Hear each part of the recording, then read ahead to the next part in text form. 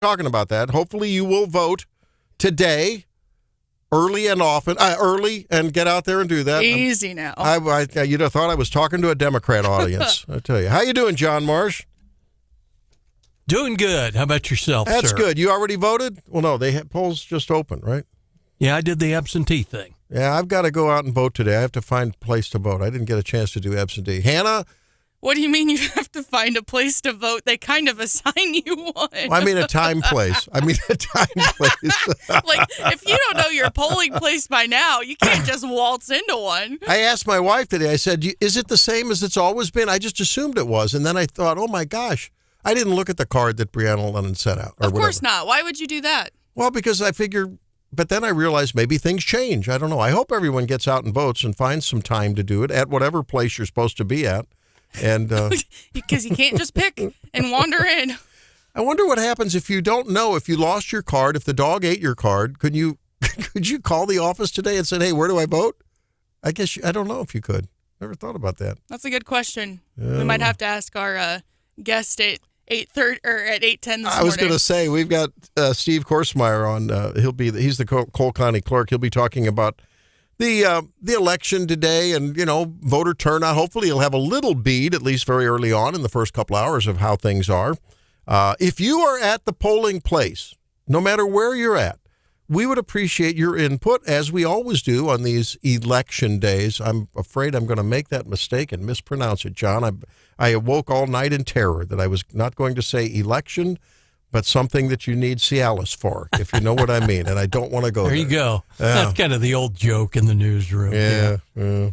So we'll see who gets elevated elevated to the gets up on their competition, right? Let's see who gets one up on the competition for the nominations for the various legislators. Now, we have a little controversy right off the bat. Well, we are going to be talking, of course, about the economy and the market. Don't take a look at your 401k. Holy cow, Batman, terrible day yesterday. And I'll be talking about that in the market report. Of course, there are things going on in D.C. John's got that coming up at 6:25 on the Daily D.C. Rundown. But we have to talk about the market day yesterday. The NASDAQ, the largest absolute point loss ever. It was just a carnage. It was a bloodbath yesterday. And we'll have to see how things go today. Are we on the front end of a recession? I'm sort of, while everyone was crying in their beer to me yesterday, John, about the market, it's like, I was getting these texts like, holy cow, it's melting down. My son texted me and said, I can't get into my account, wherever his brokerage account is. It was sort of that's scary stuff. Probably it was just he forgot his password. I don't know. But I mean, and I was trying to see patients, and so I'm like freaked out. I'm going, what's going on? Is this like 1987? In Japan, it was like 1987. Down. Do you remember that, John? I know exactly where I was in the crash of 87. I remember that. I didn't have a lot in the market, so it wasn't. I didn't either. I really didn't come home to roost, but it was like, well, they said the deal with the Nikkei was the worst since 87. Yes, and I remember in 1987, I was a fourth year. I had just started fourth year of residency, and after 4 years of med school, and my wife and I had been married for 6 years. We didn't have anything. We were paying off bills still, for loans and stuff, and so the little bit of savings that we had accumulated with her working and me working an extra job outside of residency, I had it invested in something really. It was like, I had like $2,000, right? And I was so worried because that's what I had, and I was just so worried about it. But I remember where I was. I was at Regional Hospital in St. Louis on Delmar Avenue, and the thing was crashing. And I think we all remember those moments. Now, yesterday, in terms of a percentage drop, it wasn't as bad as it's been. But, I feel sorry. All of a sudden, they had a whole lot more patients in the cardiac unit. Yeah. And I feel sorry for people who, maybe, are saving up and trying to put a little bit aside and maybe in a little investment account, some conservative market fund account, and, man, to see it go down, it just really troubles me. So we were talking to State Representative Dave Griffith when he joined us yesterday morning, and Hannah rolled out her stock phrase, which was? It's not a great day to check your 401k. Yeah, There it is. it's a nice rhymer there, Hannah. Well, it's not a great day to check your 401k. I like that. That's good. Sounds like a jingle we can come up with. Somebody put it on a Harris VP, branded merch T-shirt. Well, she's going to try to distance herself. She's going to say, I wasn't in charge. I had nothing to do with that. Yeah, because Joe Biden was obviously in charge. Yeah, right. Good Lord. The honeymoon goes on. Harris will be naming her Veep this morning, apparently with a couple of online announcement events, and they're going to couple it with fundraising. Like if you pay $10, you get some kind of a early bird warning or something. Man, I tell you, these Dems are just making hay on campaign contributions on the back of this, her ascending to the nominee, and then also, the drama over who is going to be the Veep. I thought there were some delightful moments in the last couple of days. Yesterday on Fox and Friends, they played part one, and we'll be got a couple sound bites from that. Usha Vance, JD's wife, was on talking with Ainsley Earhardt. It was really heartwarming to see that. Yeah, I mean, she has children and cats, we find out. Yeah. And boy, the way she just really managed all of the kerfuffle over his comment about, childless cat ladies running the company, the government. Heck, make her the VP. She did great, and she's really well spoken. But I'll tell you, we saw most of Hillbilly Elegy Sunday. It got to be too late, and so we've got about a half an hour, 20 minutes left. What an amazing movie that is! Have you seen that, so Producer good. Hannah? Yes.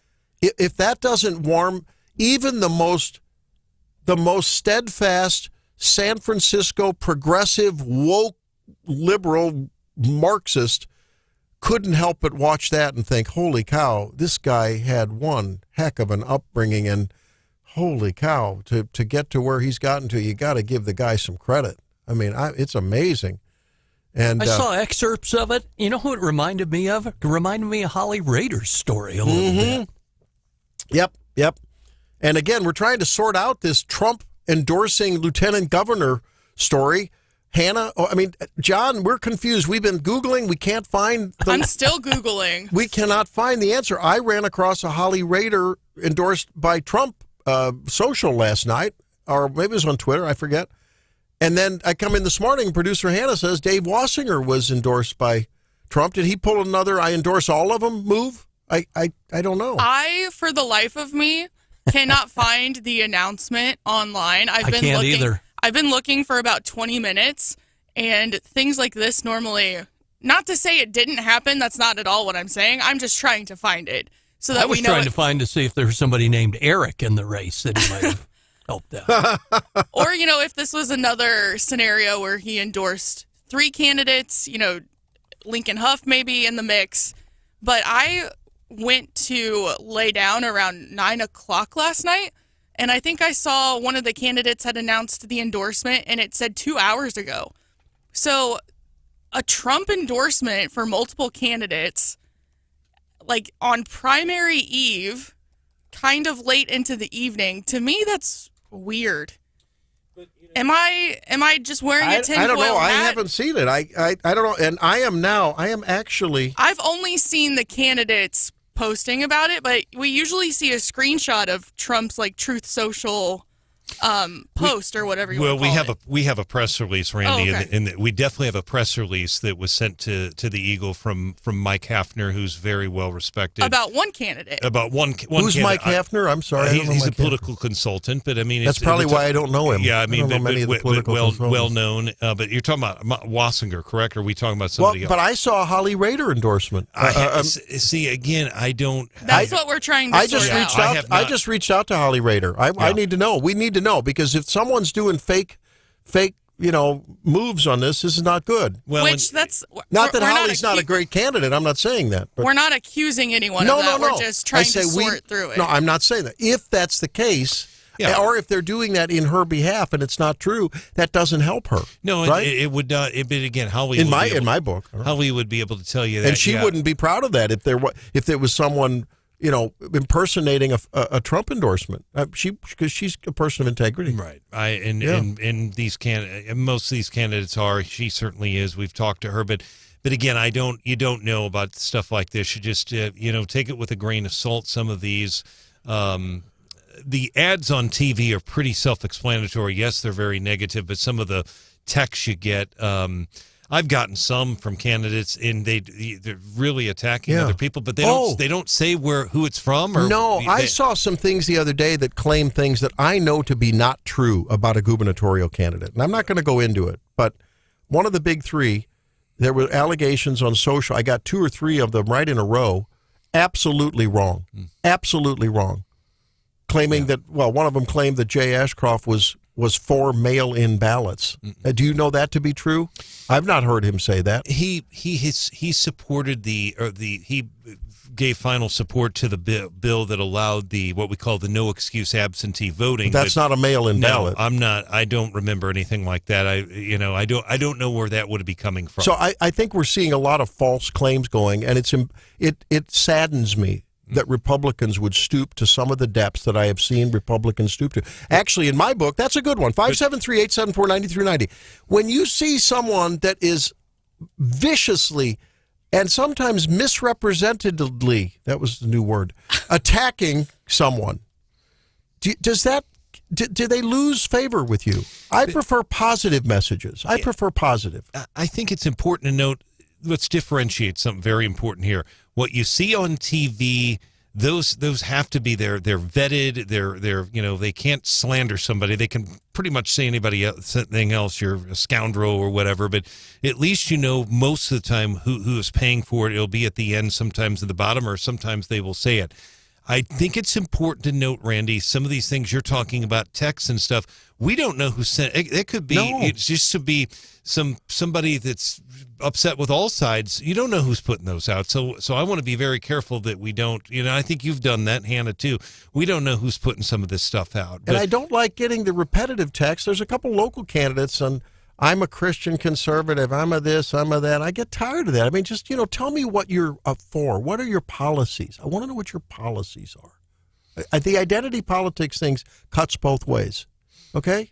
I don't want. Anyway, it's election day. It's primary day. Have you voted already, Brian? Yes, I did. I voted in absentee last week at the Boone County Roger Wilson Government Center.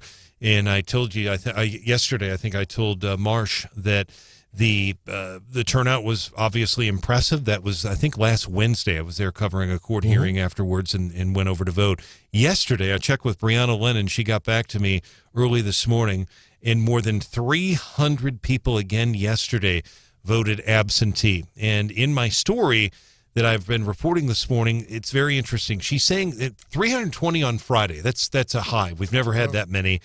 Over 300 yesterday, so we know there's a lot of interest. But Brianna does not believe these are actually new voters. They're people that probably would have voted anyway. But nonetheless, I think it generally shows there's a lot of interest in this. And they're also offering curbside voting today, which is something I had not heard. I talked to her. I have audio. I'm going to run that this morning. And you can get a lime slushy for another $1.50. And that really is that's for people. That's specifically. Did they do that on skates? That's specifically for people who are ill. So if you just don't want to walk in the heat, probably not. Does Brianna come skating out to your thing? A little tray. Here's 2 your mugs of root beer on it. sort of. Kind of reminds you. Would you like some mustard with that dog? Kind of like Sonic, right? That was something they kind of fine-tuned, Brian, during the pandemic. It was when we saw so many mid-Missouri county clerks go that route and offer the curbside because people were paranoid about even going out in public. Yes, exactly. And they are offering that. So let me set the show for you guys. Big show. Chris Arps joins. Well, first of all, Daily DC Rundown coming up. 6:30.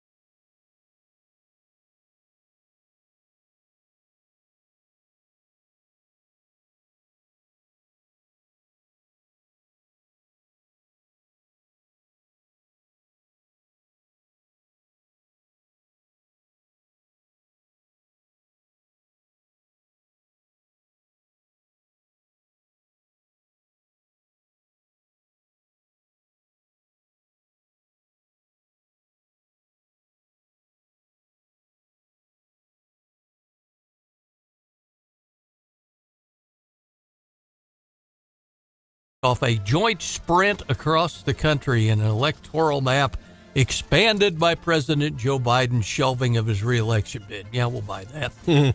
In the final hours of her search after her vetting period, she's narrowed in on two candidates, Pennsylvania Governor Josh Shapiro and Minnesota Governor Tim Walz, although Senator Mark Kelly of Arizona was still in the running, some say, as of yesterday afternoon. So we'll see who's still standing when the smoke clears. Meanwhile, Lucia Vance, the wife of Republican VP nominee J.D. Vance, defended her husband's previous comments, deriding childless cat ladies and downplayed his labeling of some Democratic politicians as childless cat ladies, calling it a quip. She talked to Fox News, and she is a trial lawyer, argued her husband's past comments, which have received some scrutiny since he joined in the presidential ticket, was just, she called it a quip. And he made a quip in service of making a point he wanted to make that was substantive. So there you go. That's both sides of it on the VP. No, that's VP true. Angle. And I think she is going to be a serious stealthy weapon for the Trump-Vance team. I really believe that. I think she is. And you know what? I'd love to see Melania get involved. I think she adds a touch of class to the Trump brand. I don't know. She will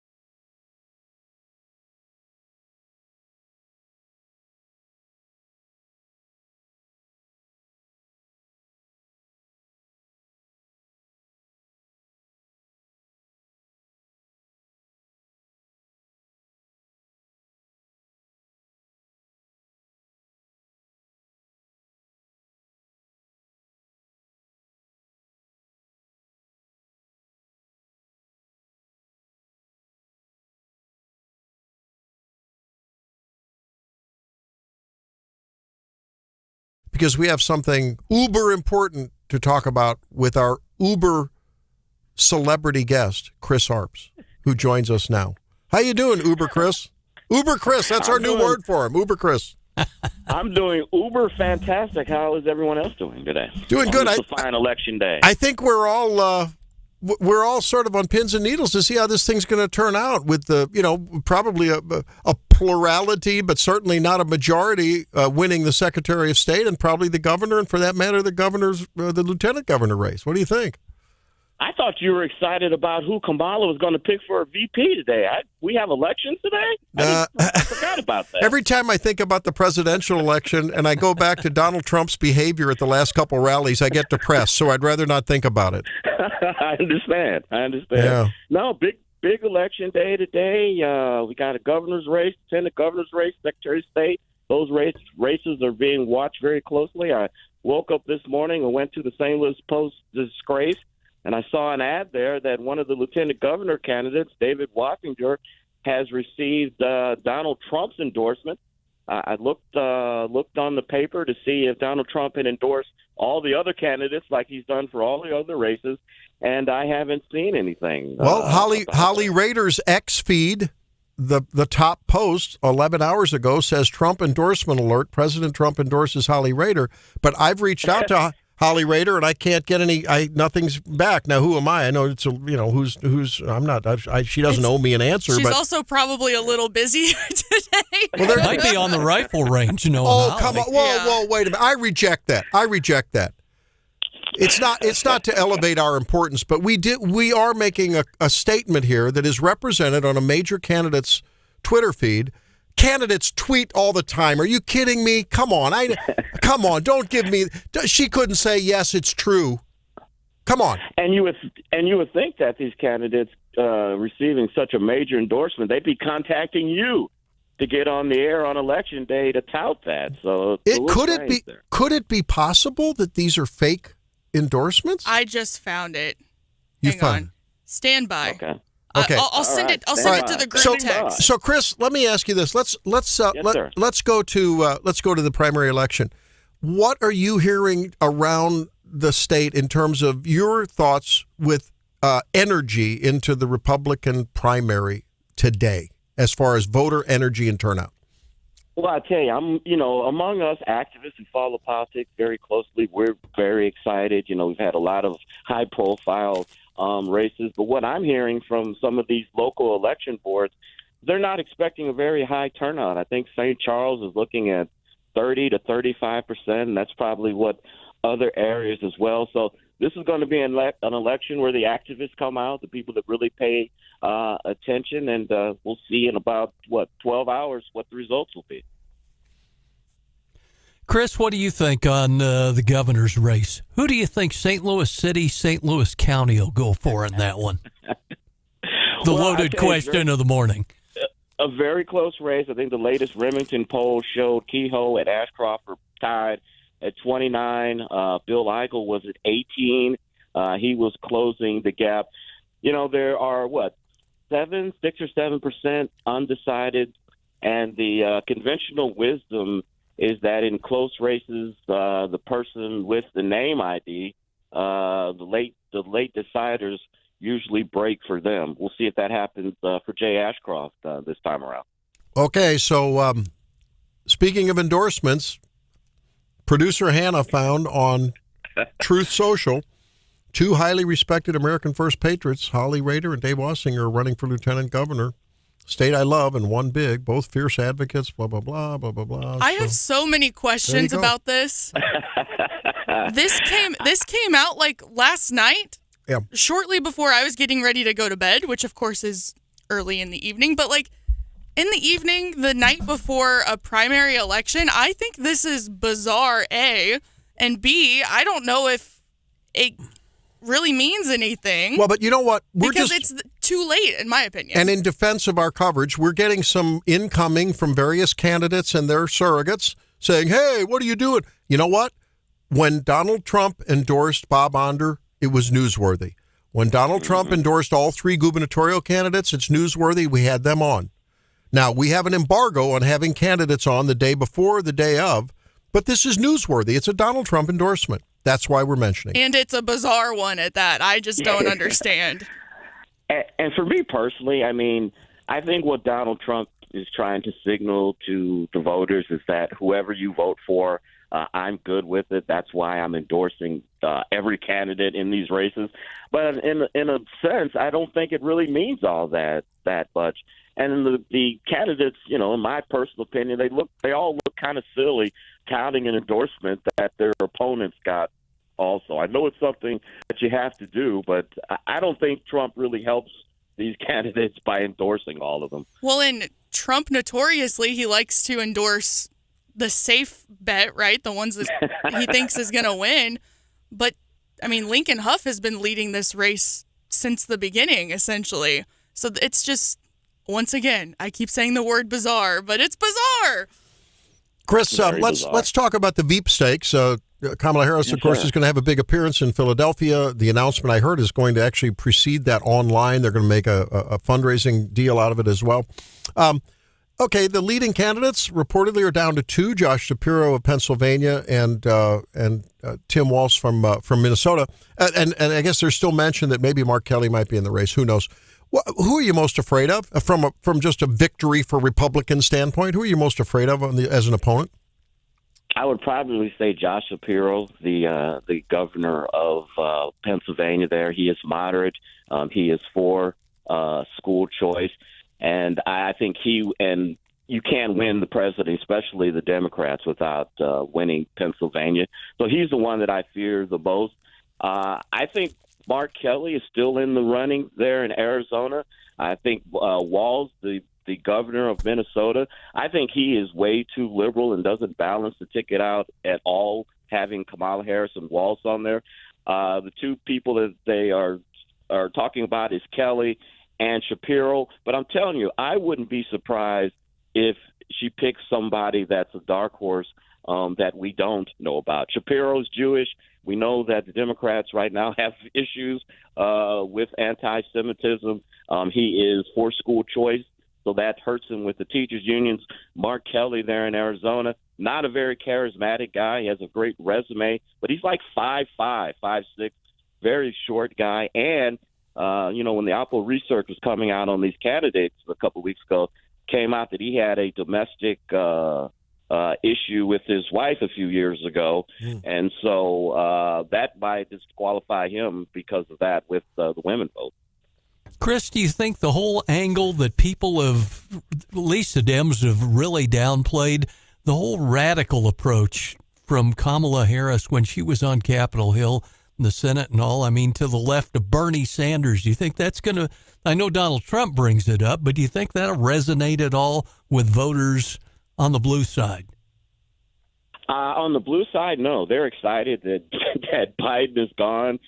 They think they may still have a chance to retain the presidency. So in that sense, not at all. But I do think that the Democrats are fearful of some of these of the backlash from the young progressives and all of them, especially with their convention coming up in Chicago. They're bracing for protests. They're bracing for all types of things that won't make the ticket look very well going into the November election. We're talking with Chris Arps. He's on every afternoon on the Jones and Arps Show in St. Louis. Yeah. And Chris, I'm going to ask you a question here about this whole issue about vice presidential candidates. We've talked before. And if I recall, I don't think you disagreed that this cycle, well, of course, certainly when Biden was going to be the nominee, I mean, I think it really escalated the importance of the Veep. But, it's still an important type deal. Some have said that J.D. Vance on the Republican side doesn't really complement any missing elements that Trump may have in terms of widening the tent, for the general. And you just mentioned that Walz, would be just more progressivism on top of Kamala's. And so if she chose Shapiro, at least in some ways, he might, be a little more moderate. So then I saw Sunday night, I saw Hillbilly Elegy.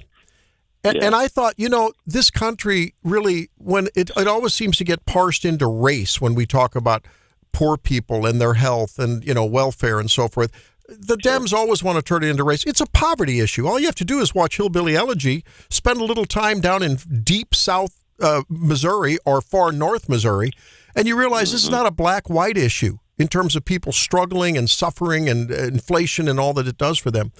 Does the J.D. Vance story, growing up in Kentucky under the terrible conditions he did, does that resonate with black people that grow up in poverty in urban America or not? I think black people can relate to growing up in poverty. I think that particular story of growing up in Appalachia and that experience, I don't think that, of course, black people can relate to. But I think when it comes to growing up in poverty, raising yourself up by your bootstraps, becoming successful, owning a particular company, I think that story relates to black people and to all people. I mean, the issue is we thought that Joe Biden was going to be the nominee and Harris. And so Trump picked J.D. Vance as an heir to him. He wasn't looking to try to balance the ticket out at all. Now, some folks are thinking that's a mistake now that the ticket has changed, and we're looking for a little more balance. This has not been a good 10 days for the Trump campaign with the comments the president made at the NABJ, the cat lady comments made by Mr. Hillbilly Elegy, can't remember his name, J.D. Vance.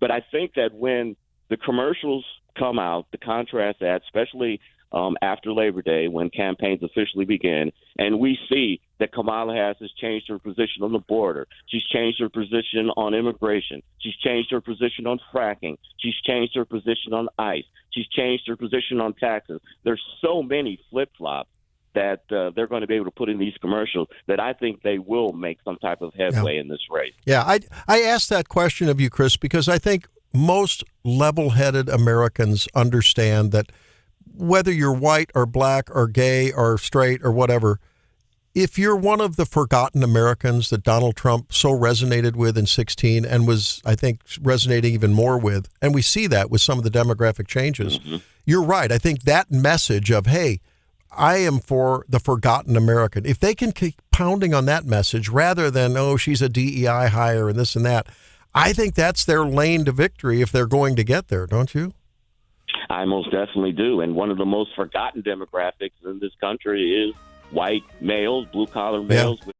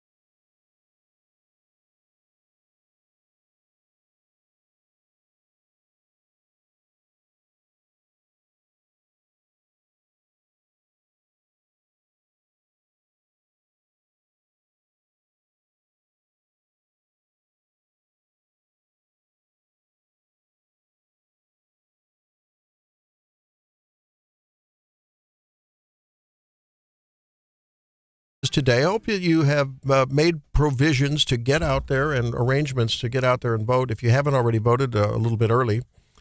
And John, I know we're going to be talking with Steve Korsmeyer to get an update. He's the Cole County Clerk at 8:09 to see how things are going and get a little bit of a finger on the pulse of how the turnout is.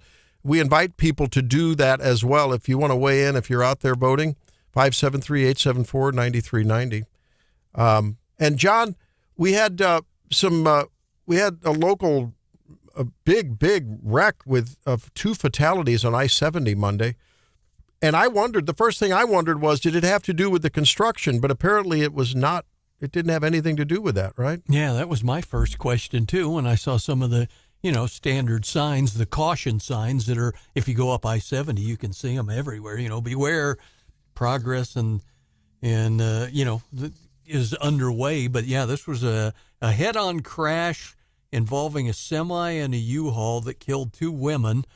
And police told us yesterday afternoon it happened about 2:30 near the business loop.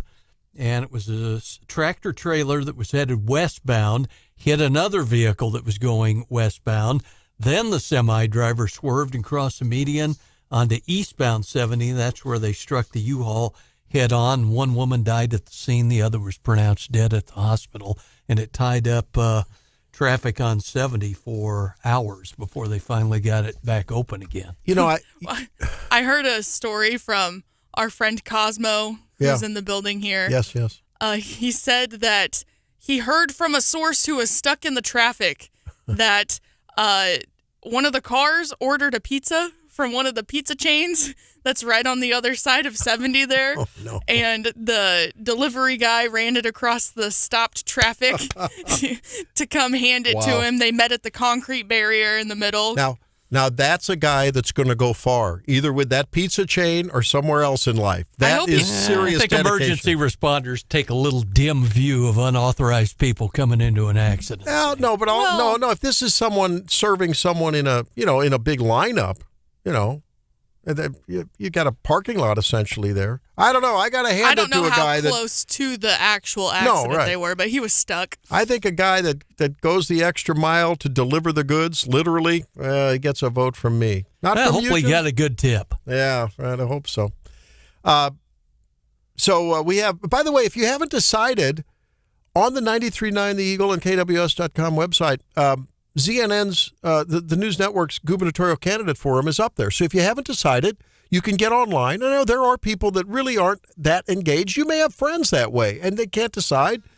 Maybe they don't want to take your endorsement. They want to do their own research. Send them over to the website.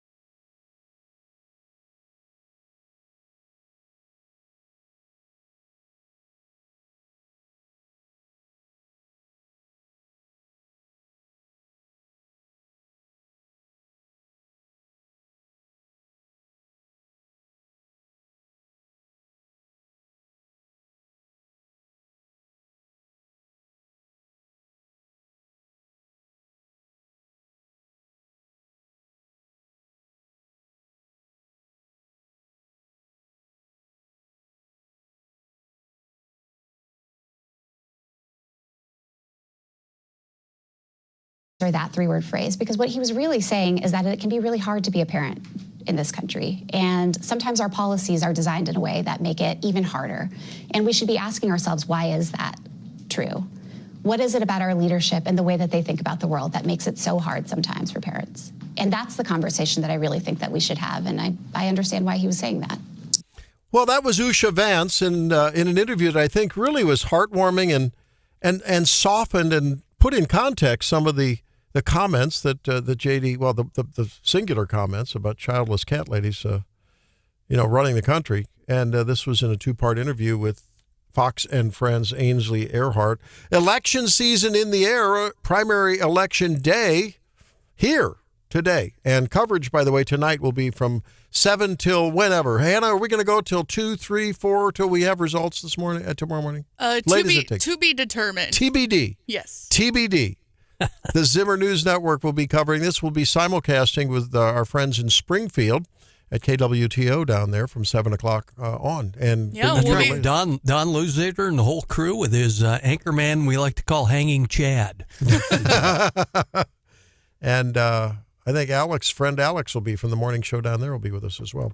So the whole gang will be here. Whole cast of characters. Hopefully you can join us as well. 573-874-9390. Amanda says she was the second at the polling place there in Audrain, right? Yep. And at the 4-H building. So we're not getting much incoming yet on what people are seeing here. Outdoor John says he's voting for one of the gubernatorial candidates because of his passionate defense of the unborn, he heard in a recent interview. Okay. Just heard from a friend who votes out in western Cole County and said he was number 50. Oh, wow! This morning already. Go Western Cole County. Hey, that is good to hear. That's good to hear. And I would encourage you, especially if you know people who maybe are ones that at the family reunion, at the post deer season get together for bragging rights, whatever, at the bridge club, the playground club, whatever, toot your whistle. Make sure that those folks who you hear complaining a lot, that you remind them to get out and vote, because I think you really do, in my book, leave some standing if you're not getting out and voting, and yet you want But feel free to complain. Yeah, I guess so. Yeah, but we're going to call. America. We're going to call you on it, though, if you didn't vote and you complained. Well, right? What was it a friend of the show said the other day, John? If you don't vote, you get to complain because you didn't vote in the people who are causing the problems. Right. Stein of Knowledge came up with that angle, didn't he? Yeah. Well, but then again, if you voted for the other person than is in office, I think you get double credit for that, right? It's like, I told you so. Well, isn't that the old joke, vote often, vote against the candidate of your choice, but vote. You're right. Let's see here.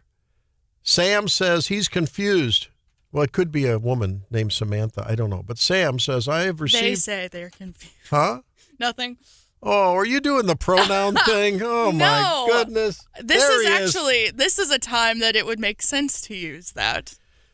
I've received a ton of mailers, have heard so many radio ads. All the Republicans are selling land to the Chinese. I have 2 acres listed for sale in Boone County. Should I not sell if anyone of Chinese heritage? How can I tell if they're Chinese? Help me out. I'm striving to be as good a Republican as Randy and Stephanie. There you go. Smithfield Foods could put a hog lot on your 2 acres. Stephanie's on assignment today. She'll be back tomorrow, of course, when we will do the post-mortem on this primary election.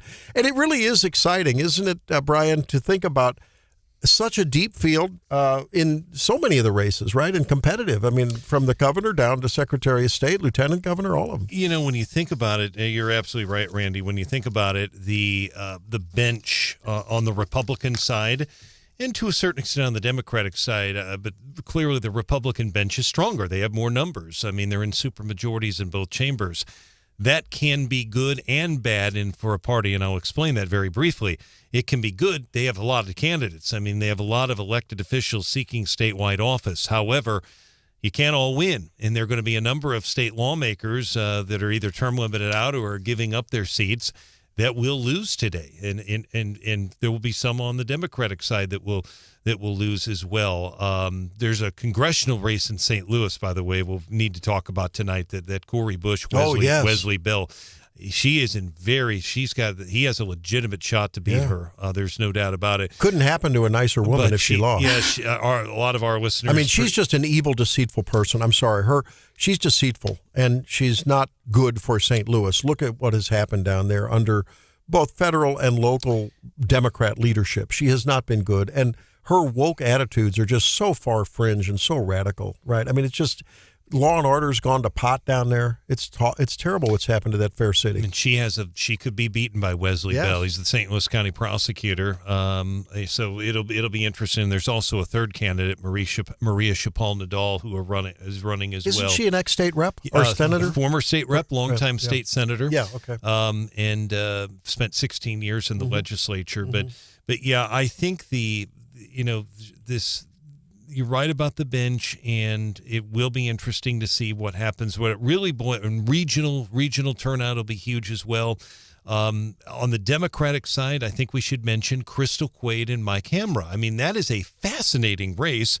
It has not gotten nearly the media attention that the Republican gubernatorial primary has. Right. But one poll I've seen recently, and who knows how accurate it is, had Mike Hamra, from the owner of Wendy's, in a fairly narrow lead over the minority leader, Crystal Quaid. So we'll see. That's I don't know. Interesting. Again, I don't know. I think if you look at Twitter, progressives on Twitter, they clearly favor Crystal Quaid, but Twitter not necessarily doesn't equal real life. I mean, who knows? I have a Ain't that the truth? So I have not paid the attention I should have to the Democrat side. I will tell you, though, I got a few mailers from Hamra. I've received no mailers from any other Democrat candidate.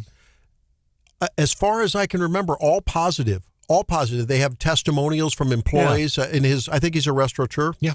And his TV spots were same kind of deal where it was like, hey, I'm all about job creation. Yeah, and I have to tell you, I mean, in my book, and I'd like to know from the listener's standpoint, 573-874-9390, tell me in the Wake Up Mid-Missouri family, on the one hand, does constant barrage of negativity sort of turn you off to a candidate?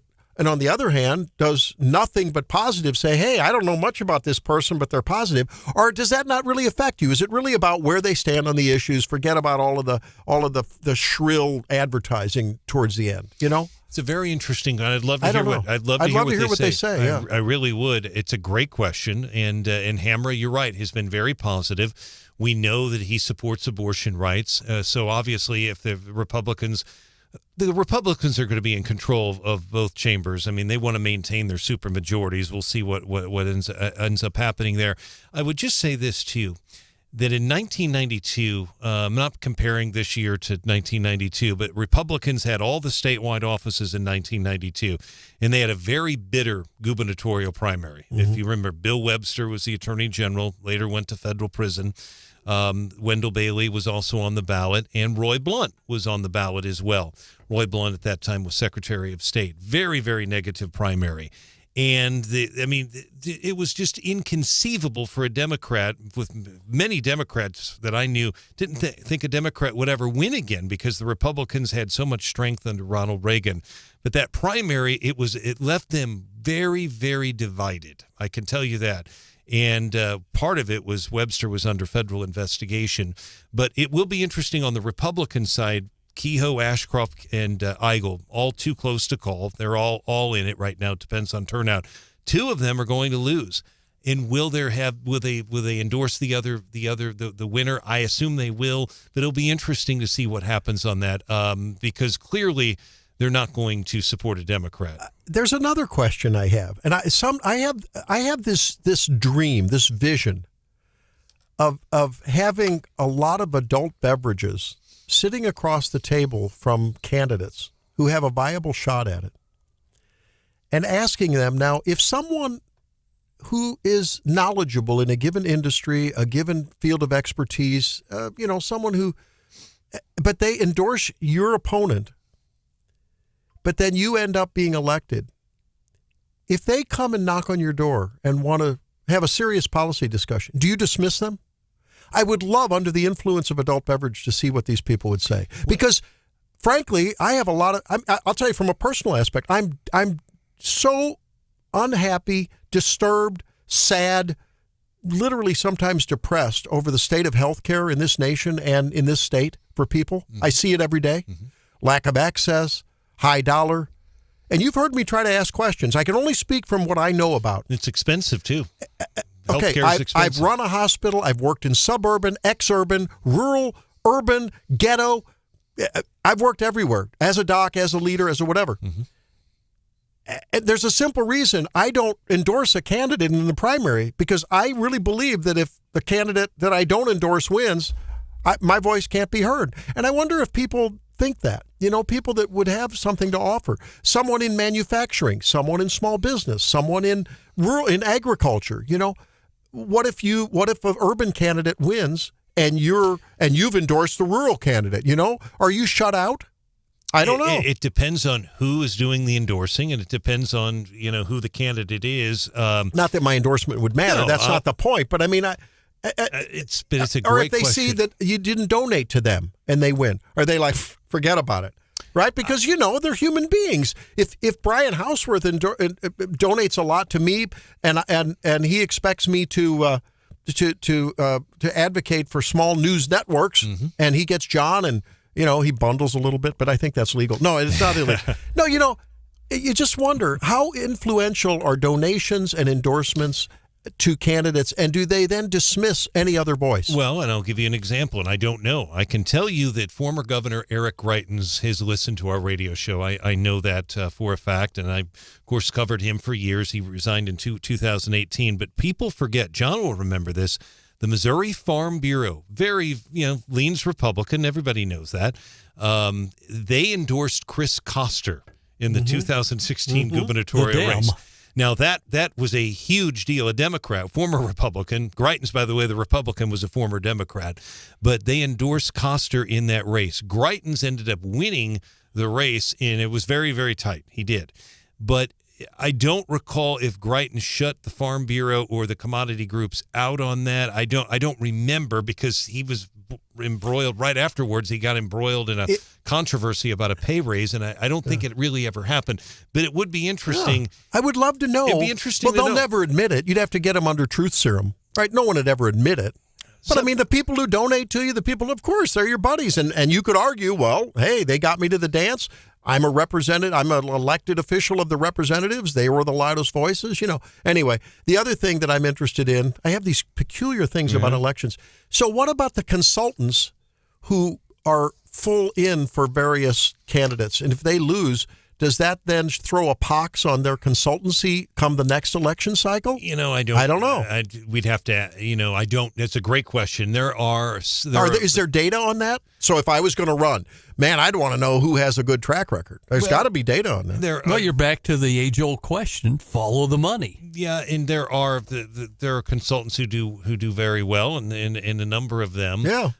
Jeff Rowe is probably the biggest. I mean, when and there are a lot of big ones, but I'd put Jeff Rowe near the top. Right. He actually is from Brookfield. I remember him when he worked for State Representative Sam Graves. But it is interesting on that. There's spin-off. My point is, there are a lot of people that either get elevated or get totally hurt in these elections. It's not just the candidate.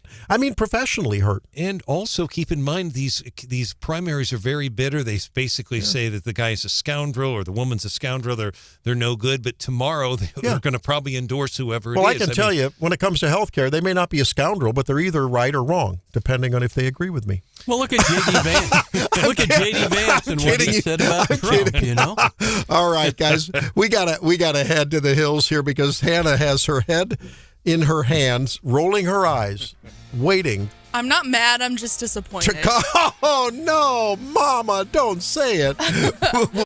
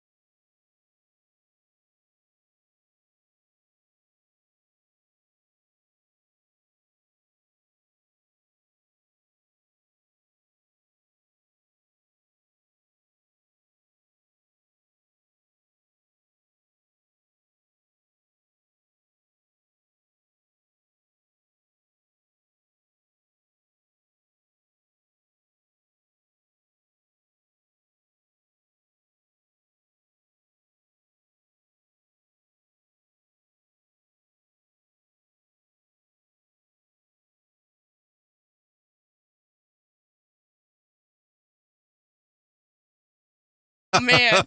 What's going on, Hannah? Now, Randy, you have pups. We give Stephanie a lot of grief because she doesn't like pups. John, do you have any dogs? I have 2 large, very smelly farm dogs. Oh, well, if they're smelly, I have just the solution. Oh, yeah.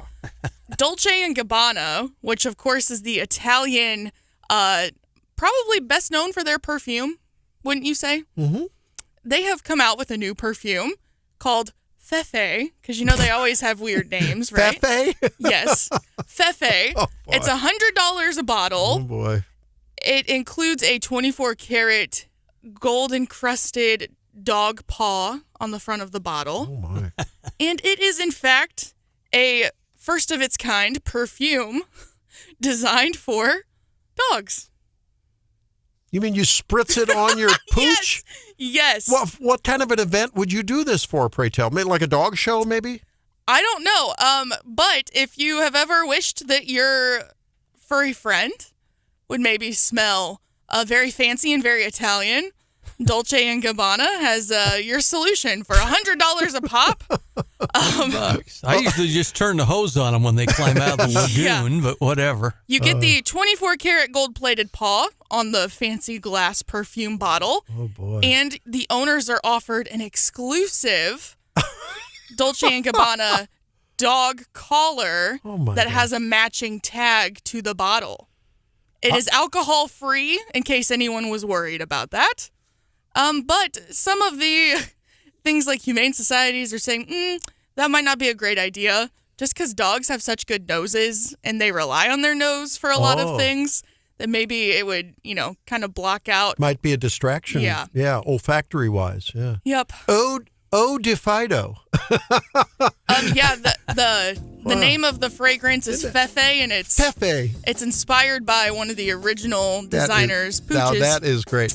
I'm telling you, that's for people that have so much money, they don't know what to do with it, right? I'm telling you, that's crazy. Hey, it's almost 7:30. We're going to step aside for some news. When we come back, talk about tonight's broadcast coverage of Don Louzader.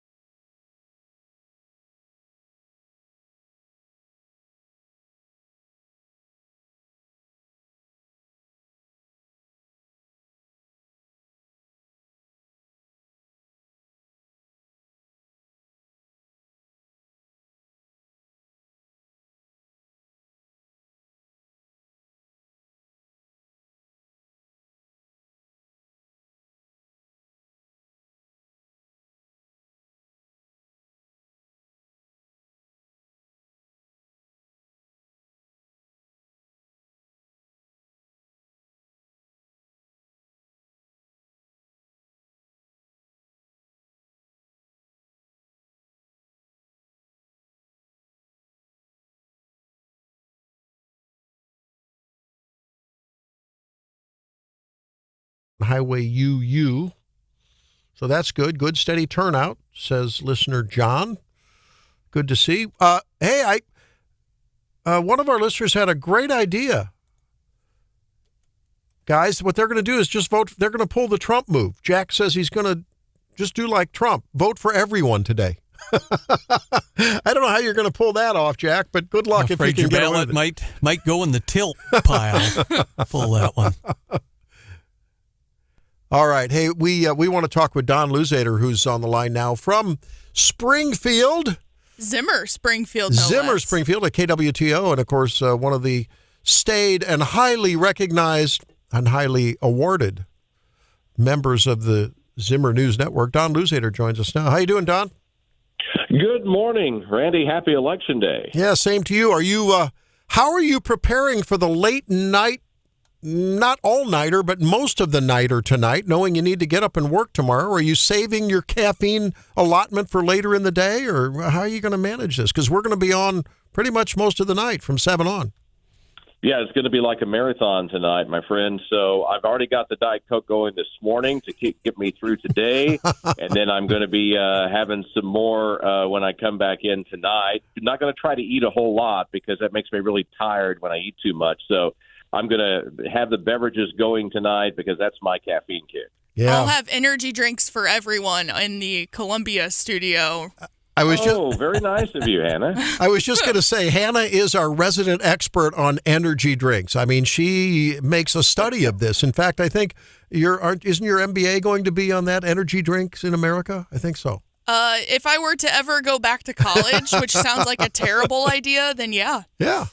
And I'm researching this morning, in fact. What is it today? What do you have? It's a cherry limeade one. Cherry limeade. Yeah.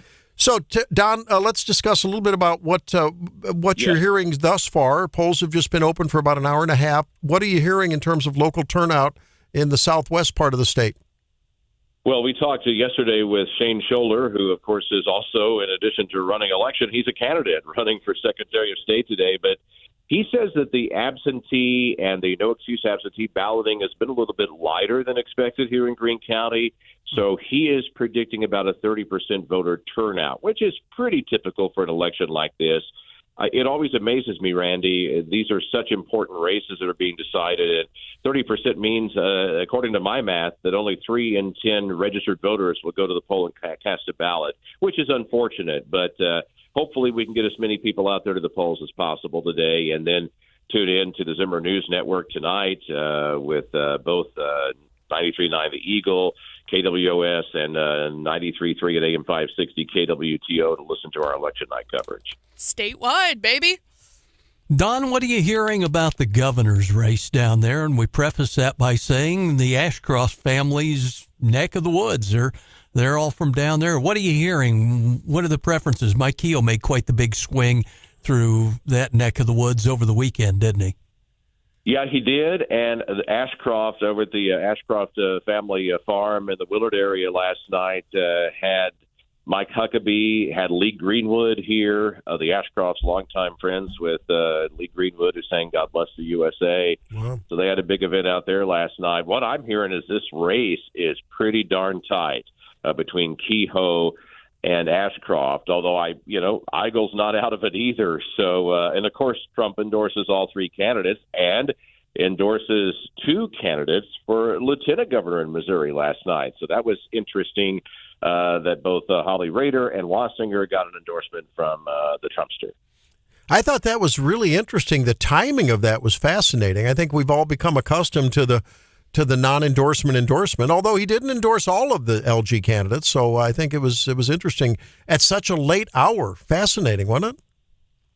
It is, and it's an intriguing race. So there's a lot of support behind Lincoln Huff in that race. A lot of people think he's going to be our next lieutenant governor, but these guys get the Trump endorsement. The only problem is it's a little bit too late to put that into any of your ads or anything like that. So, like you said, the timing is a little bit interesting there. So I really don't know who's going to win that lieutenant governor's race. Don, I had to take a swing up through northeast Missouri over the weekend and spent some time driving around and back down all through Highway 61 down through Hannibal. And I saw nothing but Kehoe signs.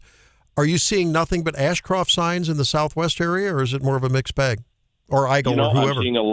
Well, I'm seeing a lot of Ashcroft signs, but I'm also seeing a lot of Kehoe signs. Yeah. I think we just had the same observation on our show this morning that you've had, and that is there are Kehoe signs all over the place. Yeah, just blanketing the whole state. So, and I guess I think in terms of bucks, he came in on top when it's all said and done. At least the last reporting I saw. Right? Absolutely. Yeah. We were John Marsh, Don Louzader, Mike Murphy, and of course Brian Hauswirth.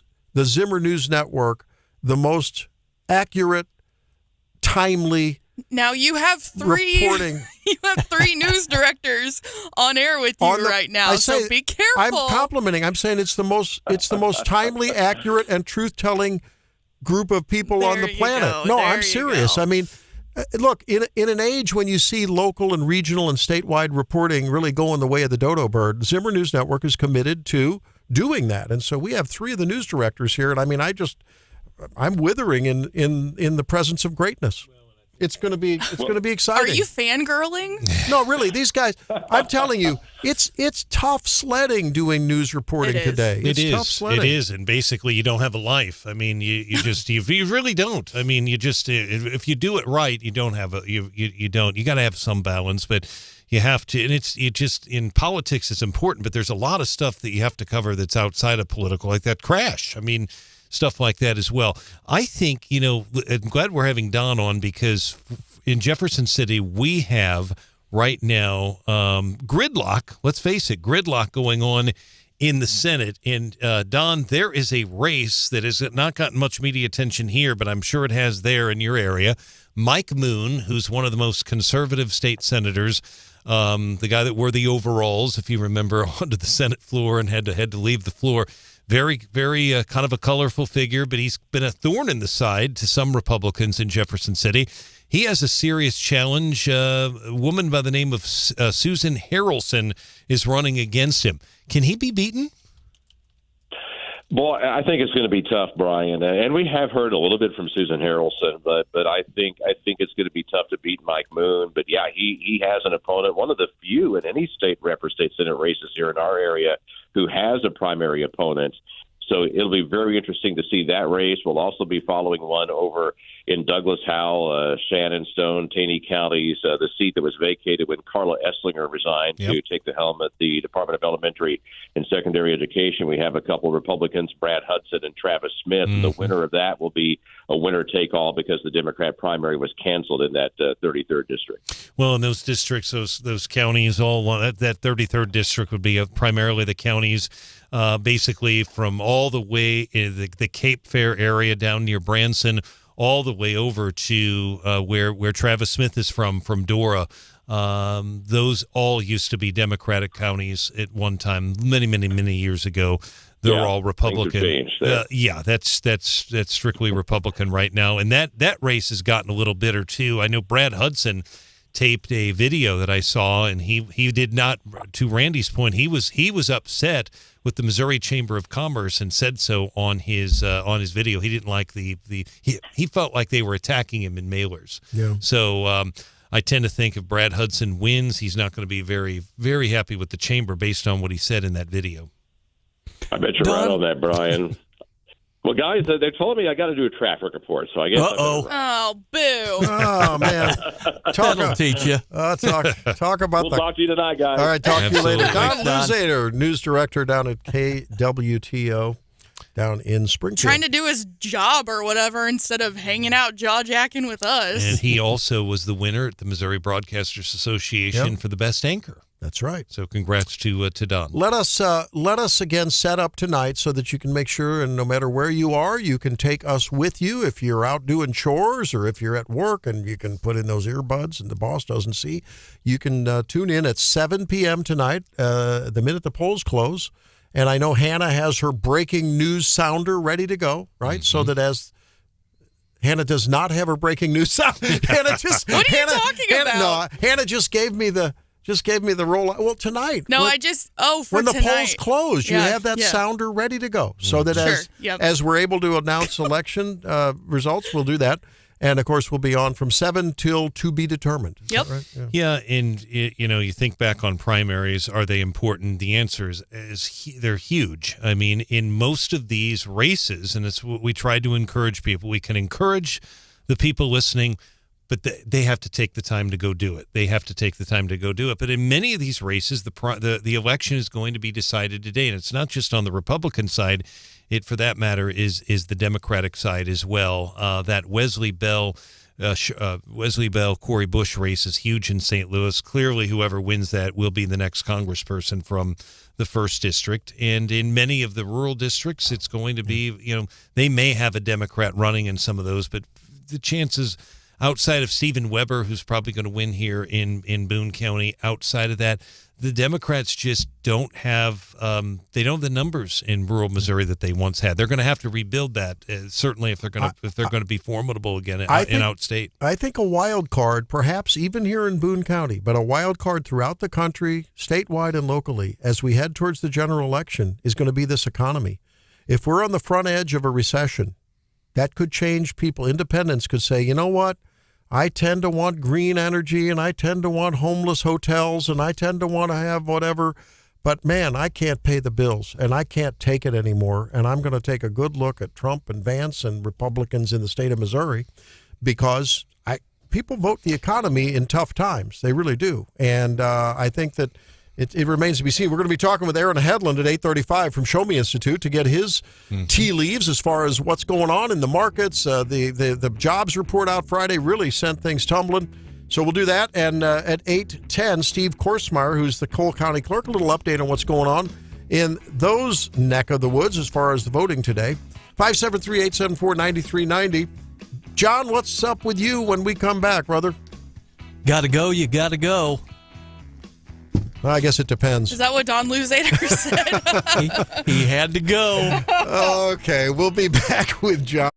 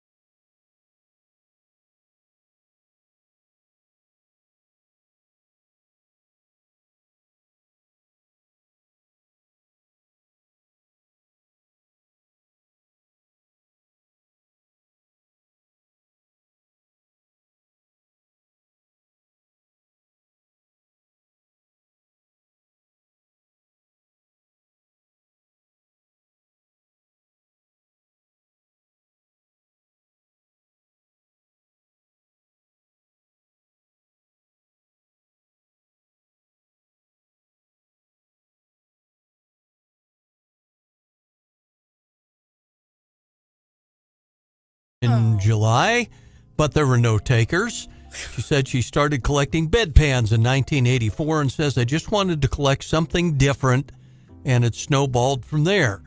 Now with 160 unique bedpans, she says she's run out of room to store them, and the rarest ones are those with odd shapes. Mary is hoping to find a new home, says they're clean, washed, and in fantastic condition. Her favorites, one shaped like a shiny flying saucer, one from the employees' clinic at Buckingham Palace, and another from the King's Royal Yacht Britannia, complete with Queen Elizabeth's coat of arms. And she adds, they would make great planters. We can even serve them up complete with their own fertilizer. Oh, wow. Now you know the rest of that story. Yeah, you know what her theme song is? What would that be? You're in the money. There you go. That's the best I can do on a Tuesday morning. You know, That's okay. It's funny what people collect. I knew a radiologist, and I don't know that this is an unusual one, but I had a radiologist who was like a crack. The guy was the best bone and joint radiologist. I mean, this guy was known. That's what he did, was bone and joint radiology. And he had, I don't know whether he had an acquired or a congenital limp, you know, and he had some struggle to walk a little bit. A younger guy, you know, he wasn't an old guy, so I don't know I don't know. But he collected canes, and some of the canes, the exotic, ornate, intricately carved canes, just beautiful stuff. It was like these were works of art. I said, "Man, Lou, why are you using this to walk with? You could get broken or something, you know." But I mean, he collected canes. It was really cool. Usually, those in radiology that we know collect pictures that are sometimes inappropriate, right, Doctor? I know one of the famous ones I saw was a picture of the. So this guy, when we were trading. Oh no. This is a long story. Should I go ahead and tell it? Yeah, I think I'll go ahead and tell it since we're talking about radiologists. So this guy, Dr. Hyman Centuria, God rest his soul, beautiful, beautiful guy. This guy could. What's his name? Hyman Centuria. He's a Jewish guy. Hyman was his first name. Hyman Centuria. And look at this. See, I'm very legitimately discussing this esteemed guy. He looked like, and Hannah's like breaking up here. This guy could read a chest x-ray, and he could tell you if it was asbestosis, silicosis, berilliosis, tuberculosis. I mean, this guy was a chest x-ray expert, and he sort of looked like Yoda.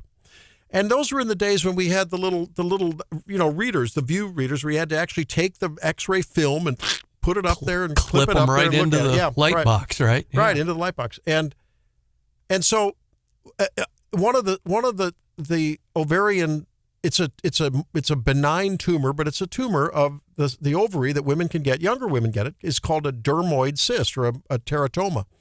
And the cells start dividing, and they're the cells that give rise to the ectoderm, which is the teeth and bones and hair and, you know, that kind of stuff. And so, at any rate, and in these cysts, when you open them up at operation, you can see little calcifications, and you can see pieces of hair and stuff in there. It's really interesting when you open these things up. And they're benign, but they can cause pain and stuff. So at any rate, this guy, one of the days, we're all clustered around Dr. Centurion, interested third-year medical students, you know, we're like, oh, wow. He puts up this picture on the x-ray box of a stethoscope and an enema tube over a pelvis. So you see this picture of a stethoscope and an enema tube. And we're going like, and then there was a little ovarian cyst off to the side. Now remember, calcified elements show up as little white spots on an x-ray. And we said, what in the world is this? He says, well, this is how you diagnose a dermoid cyst that can have teeth and hair and whatever. I said, what do you mean? Well, you give the patient an ice water enema and you listen and you can hear the teeth chatter. And we broke up. We thought it was hilarious. Medical humor. Funny radiologist. Medical humor. I know. Medical humor. But he was a great guy. And another one he did was hilarious. Well, I better not say that one. Yeah, that one's got to stay for over a beer sometime. An ice water enema does not sound comfortable. No. Medical humor. I guess every industry has its funny humor. Huh? Hey, when we come back, we're going to be talking to Steve Korsmeyer, see what's going on at the polling places in Cole County. He's the Cole County Clerk. And at 8:35, if you're wondering about what in the world is going on with the economy,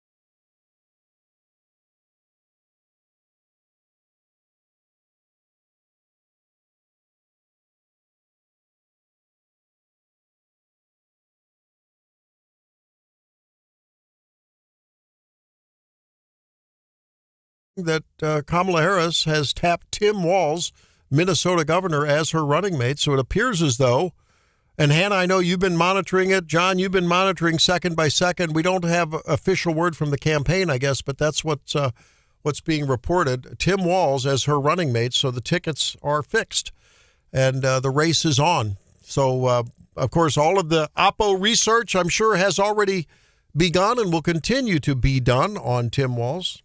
He served as the head of the Democrat Governors Association for America. So he's quite the progressive. Quite a progressive. He presided over the Minneapolis chaos and the racial riots that started the day after the George Floyd incident back in 2020, in May of 2020. Will he go the way, along with Harris, as Tim Kaine and Hillary Clinton? We'll have to see. I don't know. You got to wonder if her pick of him is maybe an attempt to shore up the battleground states, which are literally right next door to Minnesota, Michigan, and Wisconsin. You got to wonder where this is going to fall out. I imagine they're probably happy in Trump land. I would think that Shapiro, being BFFs with Barack Obama, and many have said that his demeanor and his speaking style is like Barack Obama, quite a charismatic character on the stump. I thought maybe I don't know. I thought he was a shoo-in. Yeah, I did too. Well, okay, we'll have to see how this all works out. They must have done a lot of internal polling, some focus groups. I'm sure a lot of that was going on. All the hate rhetoric about the anti-Semitism and the pro-Palestinian angle and all that, and Josh Shapiro he was kind of vacillated back and forth on where he wanted to position himself, but I think he was a moderate on that whole issue, and maybe they wanted to distance themselves from him. Oh, you mean maybe the Democrats were playing some identity politics? I mean, no, not the Democrats. They couldn't do that. Well, let's talk to Steve Korsmeyer on this very momentous day in national politics and, of course, certainly in state and local and regional politics. And down in Cole County, I know, Steve, you have jurisdiction over the voting down there. How are things looking as the polls have opened now for a little over 2 hours? Everything's running pretty smooth. A few people getting out to vote. I'd like to see a lot more, but some places are busy, some places are a little slower. So hopefully everybody will get up and get moving. Steve, talk to us about your prediction that you set in place the other day. What was that, and are you still sticking with that? 35% is average, so we'll stick with that. Of course, you can't really gauge 2020. I mean, I think we had 10,000 absentees, so we had about 1,300 this go around. But there's no comparison. So we had to go all the way back to 2016 to get our figures. So that was about 35% in. So that's what we're gonna go with. Yeah. How is the pre-election, that what was it, 2 weeks beforehand, the absentee without excuse voting, how is that compared with your projections? It's up. We haven't had that no excuse absentee long enough to kind of measure off of that, but I think we're just a little higher on our numbers than we normally were back, before there was no excuse. So I think that has helped kind of get people, they can't stand for long periods of time. I've heard a lot of people say this is really good, because I can't go to the polling place and stand and stuff like that. So I think it's a great thing to have that extra time to vote. Steve, are you surprised at Cole County's ballot for the uninitiated out there? Really, the county assessor's race is about the only local contested race on that ballot, where there's a whole lot of elected officials at the county government level who are running unopposed. Yes, I was kind of shocked nobody, came forward, and a few judges' positions were wide open. So I was really kind of surprised. But it's not easy to be a politician, as you know. It's very scrutinized. So, talking with Steve Korsmeyer, the Cole County Clerk. Steve, now, okay, so we had that contested assessor race, and give us a little behind the curtain look into how do you prepare, because it does happen from time to time where, I mean, there's a few votes in terms of the initial tally that separates, the candidates. let's say just theoretically that were to happen for this race, or in the future, in the general, whatever. How do you prepare for, and what do you do next if there is a very closely contested race and it's a really tight? I'm talking about a handful of votes separate the winner from the loser in the initial count. What happens then? Well, we'll have to do a hand count of the precinct, which we don't. We'll have to do a hand count. If it's really I think if it's 1% or something like that, then you have to do a hand count. So, of course, elected officials always pray for wide margins, so we don't ever have to do those. But, we just have to do a countywide recount. Well, when you do that, though, how does that proceed? So at each precinct, is there like a precinct captain or something? And then do people from each candidate's side watch as the count is going on? I mean, how does that really occur at the granular level? So anybody could watch it. It would be open to the public, but we would have our parties come in. We would tell the Democrat Party we need 4 people to come and hand recount, or we tell Democrat Party we need 4 people to come recount. We lay it out in a room, and they would just hand count each precinct. They would just sit there and hand count it, just that specific race. And then, anybody could watch. The party representatives will all be there, and then your candidate representatives could be there if they wanted to, the paper, whoever. It's just open to the public, and they could just sit there and watch them hand count ballots. Again, our guest here is Steve Korsmeyer. He is our Cole County Clerk in Jefferson City. Election day is today. The polls open this morning statewide at 6 a.m., and they're open until 7 p.m. We'll have live coverage tonight, News Radio 950 KWS, and also on 93.9 The Eagle, and we'll be working with our Zimmer affiliate in Springfield as well. When you look at the primary, it is obviously important. It's a little different, though, Steve, than November, in that when someone comes to the poll today, or maybe they voted absentee, they are asked to pick a party or declare a party. Now, for our listeners, they know this, but inevitably you have people that don't vote that often, that don't like it. I've actually had a few of them over the years that complain about it, but again, that's the way that the state law is. Have you had any complaints about that? Sometimes people want a nonpartisan ballot. But there is no such thing. I mean, the only thing that would be on a nonpartisan ballot would be the initiative petitions. But, if it's a party primary. So it's for the party. So it's the Democrat, Republican. It's their party primary. So you have to pick a party to vote in this election. And I would just follow up on that there are some people that say they want to, I've had this too, they want to vote on some issues on the Democratic primary and some on the Republican primary. You can't do that. You have to pick one or the other. Right. It is a party primary. So you have to pick a party. Yes. Indeed. Steve, any polling place changes the voters in Cole County need to know about today?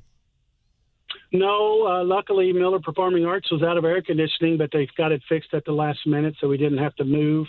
We were really worried about that. But other than that, everything's normal. That's all on our website, or you can call our office if you have any questions. But, yeah, all the polling places are open and ready to go. What do you think? Any estimate on what time you might have final tallies in and done? I'm not sure. I would say probably a lot of people, it depends on if there's lines or not. You have to finish voting the people that are in line. But I would say by 8 or 8:30, we should at least have absentee done. That's Steve Korsmeyer, Cole County Clerk. Steve, we should remind people that in addition to the assessor race in Cole County, and all the uncontested races, there are 2 constitutional amendments to the Constitution of the state of Missouri. Amendments that are in place and are very, very difficult to reverse. And we should comment on those, right? One is about an exemption from property tax for child care facilities, right? And the other one is minimum funding for police areas, right, for police commissioners to ensure the police force has additional resources. So those are important, right? It may or may not be important right now for Jefferson City and other cities in Cole County, but it could at some point, right? They are, and you really have to study what they say. A lot of people don't understand them. So, basically what I tell people is if you do your research, make sure you know and understand it before you get to the polling place, so you know how you want to vote. So they are kind of confusing, I think, but yeah, they are important. All right. Hey, well, thanks for being with us. We know it's a busy day for you, and boy, there won't be much rest for the weary, because right after you get done putting a bow on this primary, you got to gear up for November, right? Yep, no vacations for me. So work, you know. So when do clerks vacation? Like sometime in the depths of winter? Is that your best opportunity? Yeah, January. That's all we have. Go to the beach. Exactly. All right. Hey, thanks very, very much. Appreciate all you do to keep the elections full of so much integrity there in Cole County. Thanks. Thank you all. Have a good day. All right, It's you very too. powerful, and we certainly should point out the election judges, the Democrat and Republican judges. It's bipartisan, who really are not doing it for any money. They're doing it because they really appreciate it. They do a great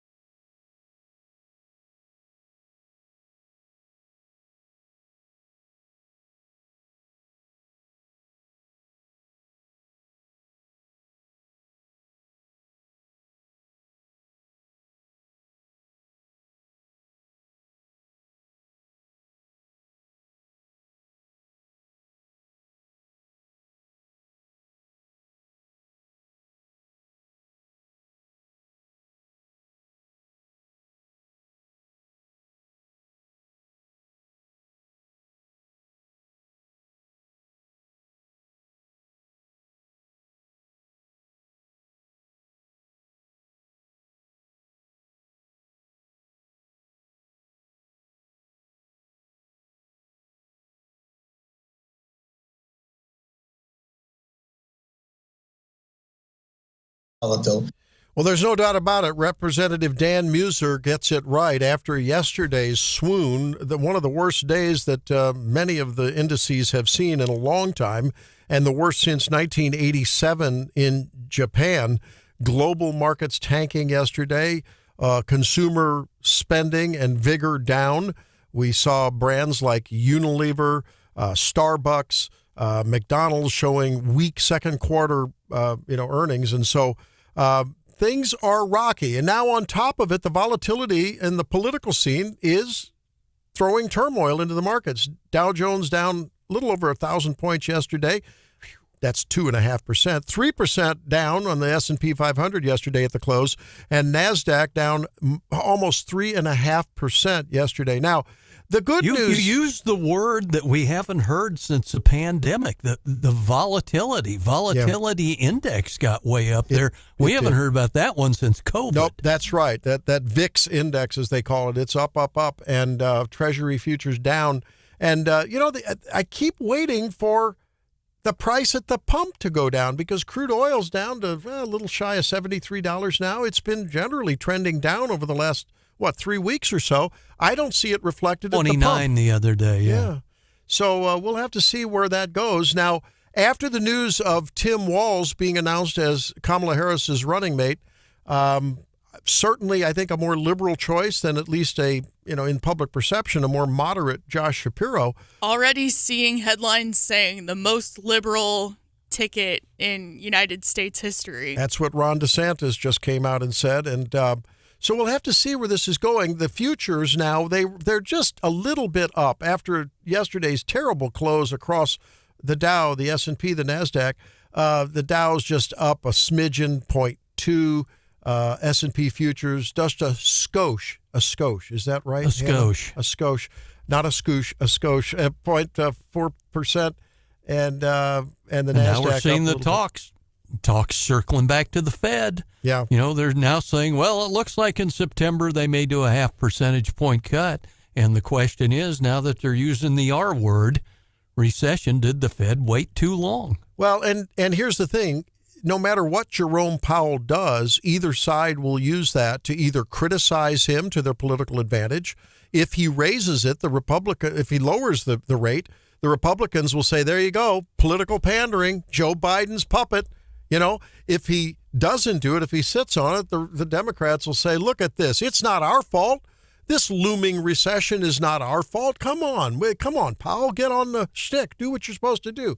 So everything is political from here to November. What are you laughing at, Hannah? Well, this story that I saw just before the announcement came out, actually, I'm talking 15 minutes or so, there's a trademark lawyer from New York who in 2020 this is great purchased the domain website rights to harriswalls.com. In 2020? In 2020, he purchased that domain for $8.99. It was when Kamala was the senator in California and she was seeking the Democratic nomination for president the first time. And basically, this trademark lawyer calls himself a cyber squatter, and they basically buy these rights for a really low dollar amount just in hopes that someday someone like Kamala Harris's campaign is going to pay big bucks to get that trademark back. And it's interesting, the backstory on this is I wondered, is this sort of hearkening back to a nascent alliance between Harris and Walz at that time? Nah, he said, I just tried to grab her name and all the Heartland governors I could think of. So, we saw that a while back, a couple of years ago, where there were some of those cyber squatters, like Hannah talked about, who bought up every property with a Gmail account on it. Wow. And I think it paid off for a bunch. Yeah. I mean, talk about parlaying a $8.99 investment. He says he'll sell it and a slate of over a dozen other Harris websites for $15,000, he says. I don't know. Would I give it away that cheap when they're raking in hundreds of millions? I don't know. Yeah, no kidding. That sounds like a bargain. I mean, after all, we're in America, and America means capitalism, right?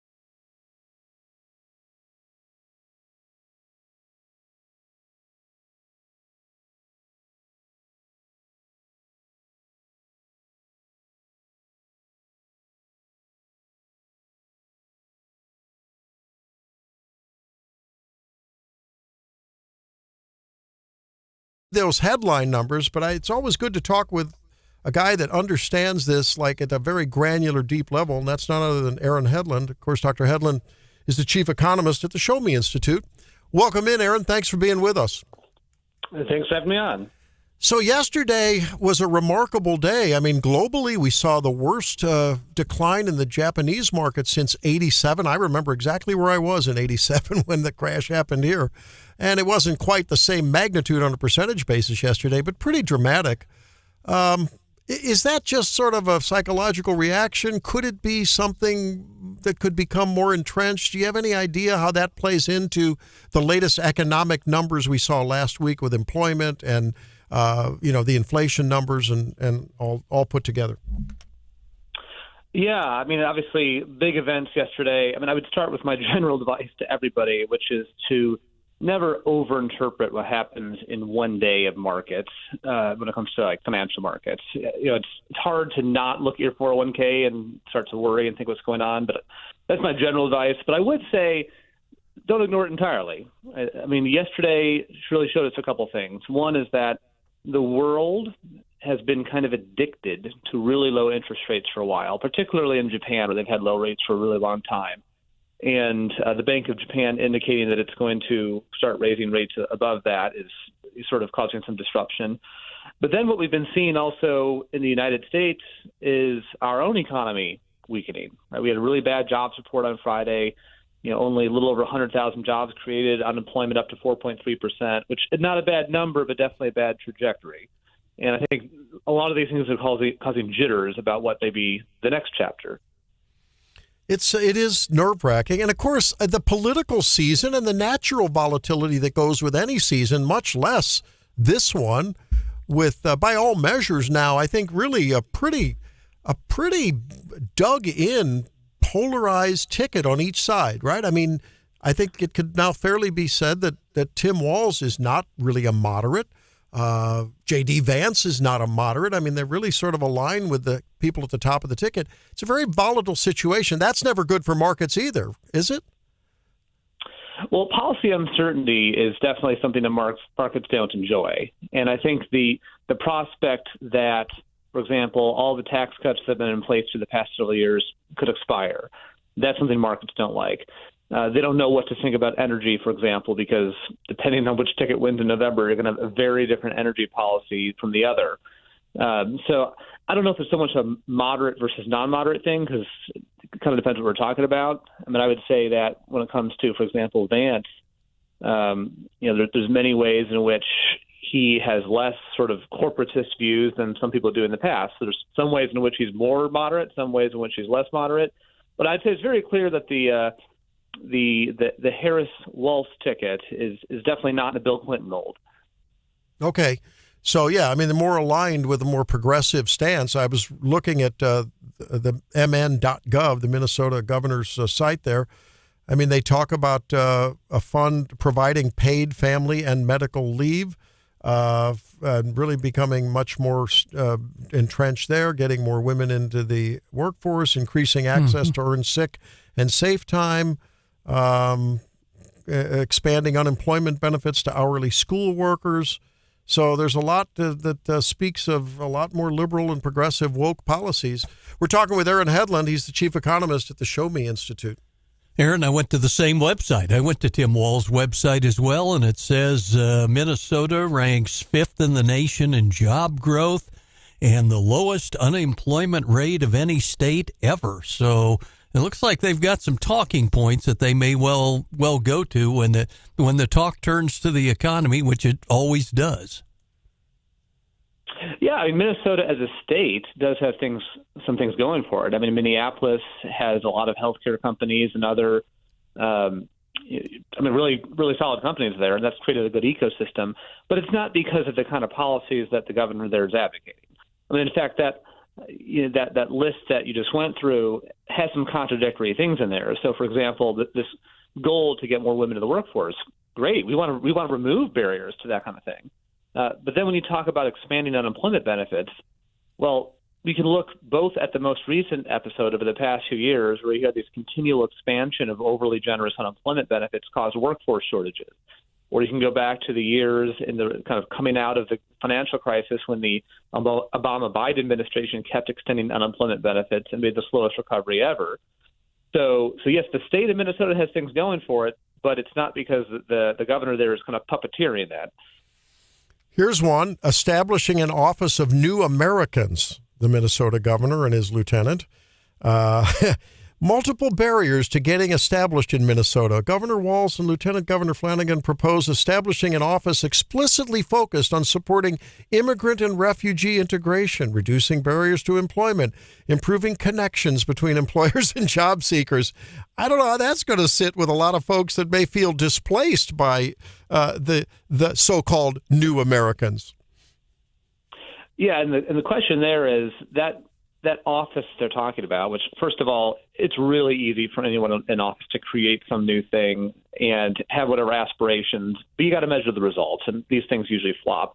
But even that description makes it sound like, oh, let's make this orderly, right? For people who come here, we want to make it orderly for them to get jobs and get integrated.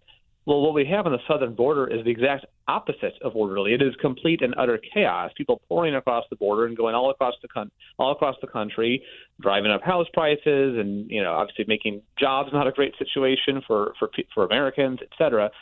So again, another contradiction.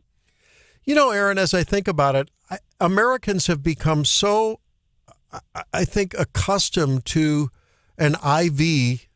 And no matter where they're at. I mean, it happens on both sides of the spectrum from where I'm concerned, but an IV of federal help, right, coming in from places. And I think it's interesting how the progressives, and I think in this case we've previewed that, yeah, I think we can all agree maybe if you're going to justify governmental help for this or that group of people or sector or whatever, if it's going to happen, it should happen at the state level. But I think they're going to try to translate state investments and, tax credits and, mandates for unemployment and on and on. They always want to federalize that, the Democrats do. And I think that I can see that that's a lane that we might hear a lot about at the convention based on what happened in the state there. Yeah, I mean, Ronald Reagan had great wisdom when he said that the greatest thing to fear is the government knocking on your door and saying they're there to help. But it's this temptation. Of course, when people see problems, they want someone to fix it. It's not natural to say, well, there's a problem, and I guess nothing we can do about it. And that's not my view either. I think there are things that we can do to solve problems, but federal government programs very often fail and make things worse than what they're trying to do. I mean, we've seen the past few years of the government, quote unquote, helping, and what have they done? They've engineered a cost of living crisis that has made the American dream, particularly as it pertains to housing, essentially impossible to attain. Then we had high interest rates, and now that's pinching consumers and potentially pushing us towards recession. So I wouldn't give the government great props for their success rate. What about the whole green energy angle we keep hearing, especially from the current administration and the Kamala Harris team and all? I mean, that was a Tim Walz thing. If you page down on the website Randy and I were both at, talks about the green energy initiative in the state of Minnesota. Do you think that's a negative for their campaign? Because it hasn't materialized the way they'd like it to. Yes, the green new scam, as it has been called in some corners, is a really weird push by progressive types who really don't apparently care about the day-to-day kind of bread and butter struggles that people face to force an ideological agenda on the country. Right? I mean, we all want a clean environment. That's great, but that's not what that's not what they're talking about. What they're talking about is making it more expensive to build things because those things have to satisfy green criteria. They're talking about let's force everybody away from gas-powered cars to electric cars that don't have very good range, that are heavier and destroy the road, and have parts that largely come from China. So this is not stuff that I think actually advances the prosperity of typical Americans. We're talking with Dr. Aaron Hedlund, Chief Economist at the Show Me Institute. Aaron, I was reading that when you look at consumer spending and how all of the money that was dumped into consumers, into everyday citizens bank accounts just without any need for it. In some cases, people were working from home maybe, but they are keeping their jobs, but yet everyone got all the money during the Trump administration. And then, of course, piling on more fuel onto that inflationary fire with the American Rescue Plan and others. But then I read that second quarter sales at McDonald's, at Starbucks, at even Unilever that makes personal care products for the most part, down. Is that, have people just run out of gas with their spending thirst? And is this likely to be a long-term trend, or is this just a little blip and people just taking a pause? What do you think? I think what we're seeing is this kind of unfolding chapter by chapter failure, where you had in early 2021, multi-trillion-dollar stimulus bill was passed that injected a lot of artificial money into the economy, including these extended unemployment benefits and government checks and payoffs, et cetera. When by the way, we no longer needed any of that kind of thing, right? We can talk about 2020 and the depths of COVID, but by spring 2021, this stuff made no sense at all. That then caused inflation. And what have Americans been trying to do since then? They've been trying to survive. They've been trying to doggy paddle to just deal with it. And initially, they responded to the inflation by using some of this money they got. Then that eventually ran out. Then they turned to their credit cards, and we had record credit card debt. They're tapping that out, and now we're seeing credit card delinquencies steeply on the rise. And at some point, when there's nowhere to go, you eventually just kind of have to cut back. And I think that's what we're starting to see. And that's what people are having jitters about as far as how much are people going to cut back. You know what I fear, though, is that the progressives will use that as a wedge argument to say, look, hey, I know you need a bailout, and I'm here to bail you out. We're going to tax the rich and redistribute to you. That's a powerful argument, Dr. Hedlund. Yeah, the tax the rich and spread it around argument is always a potent one. And you have to just kind of point back as to why that doesn't work. I mean, so first of all, the whole government sending money out is exactly the origin of the inflation. That plus the anti-energy policies that kind of restrain the ability of the economy to produce. And then you have to point out that, look, before we can consume, you got to produce. Mm-hmm. And if you go around penalizing producers and penalizing productive behavior, whether it's among the wealthy or the non-wealthy, because there's many ways in which people who are in the lower to middle class actually can get penalized from steep government penalties from trying to rise up the ladder, we're going to get less of that productive activity, which we need. Yeah. Well, that's why we need to hear more voices like yours and your voice in particular on this program as we move forward and try to really pick apart what I think the illusion that is the progressive economic argument and agenda. And we appreciate your analysis as always. Thanks for a little extra visit with us here on Wake Up Mid-Missouri. Appreciate it.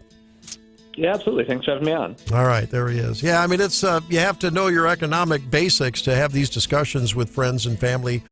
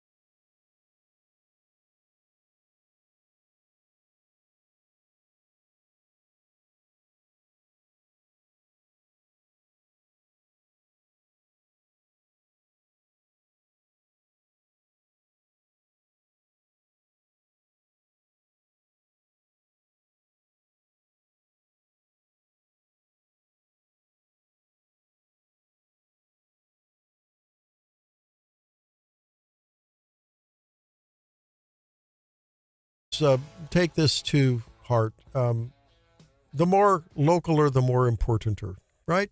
As our former friend and host of the show said, right? Oh, he's a former friend.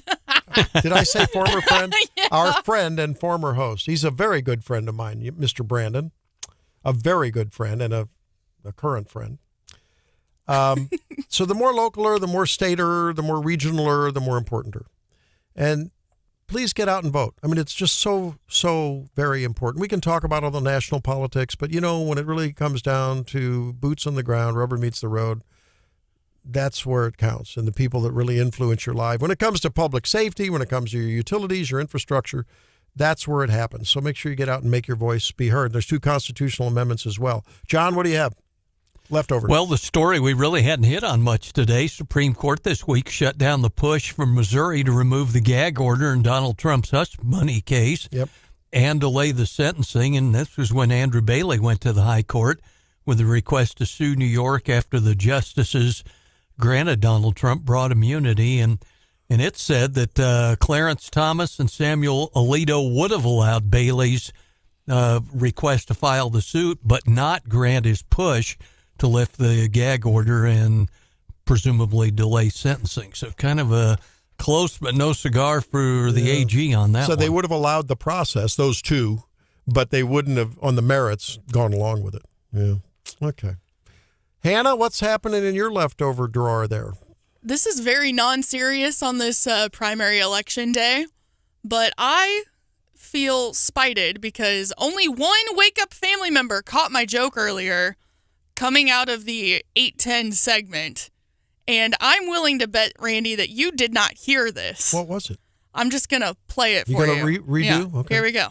Maybe I'll go to the polls and ask for that ballot for the Whig Party. That'll get their attention. We'll be back. You could use a wig. Ooh, wow. I missed it, too. I told listener Matt that I didn't think you heard it, and I think I was right. So Making fun of my hair challenge position, Hannah? no, you're the one who went there with the wig I was party. talking politically. Yeah. Whig. Hey, he's here on Election Day working. Whig. Cut him some slack. Hey, you want me to show up tonight and do the election night coverage? Better be nicer to me. That'd be ideal. Making fun of me. Yeah, we will be here tonight. Make yes, sure that starting you do. at 7:00 tonight on both radio stations. We're 3 teaming up. radio stations. Yeah, we're teaming up with our friends on our sister stations in Springfield to bring you Zimmer News Network statewide coverage. So 7:00. No Cardinal game interfering? Or how's it? We will be preempting We are tonight's preempting Cardinals the Cardinal game. Yes, game. thank Okay. you for reminding me. Well, there you go. Okay, so we'll be preempting that. Also, this Saturday, we're continuing our Gear Up for Grades school supply drive. 10 a.m. to 2 p.m. Saturday morning, afternoon, at Hy-Vee, the one on Nifong and Providence in Columbia. Our friends with Mathnasium and some of our friends here at Zimmer will be out there taking school supply donations for mid-Missouri students. That's on the Hy-Vee at Nifong and Providence. Yep. That guy, the guy that owns that is a neighbor of mine, and he's a really good guy. Doug Stanberg, super guy.